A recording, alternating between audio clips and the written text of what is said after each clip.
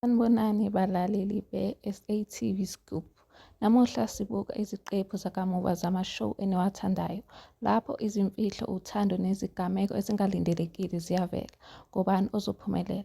Masibone. Ukuvakasha kukaSomiel kumcasula kakhulu. URagan yena udlazisa uthuntu phambi kwabantu, nakuba ehudulwa ngezinhlamba aze awe phansi. Uthuntu uyavuka futhi amemezele isibindi sakhe, aphindisele ku-Abhishek ngesandla ngenxa yokuziphatha kabi. Uthuntu uqala uphenyo ngohlelo olubi luka-Abhishek, kuyilapho uRagan angamqondi kahle. Naphezu kokungaboni ngasolinye, bathola isikhathi esithambile sokuthandana, futhi baqala ukuhlola amacebo angasobala.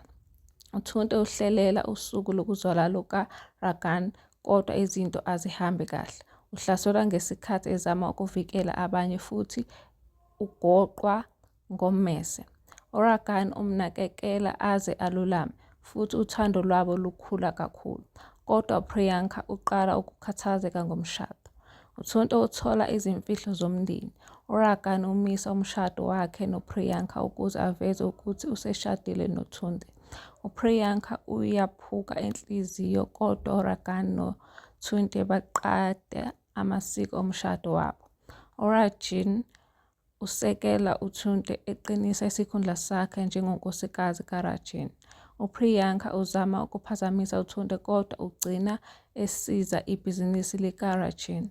UThuntu uqoba zonke izinhlelo ezimbi futhi athole inhlonipho nobudlelwano obunamandla.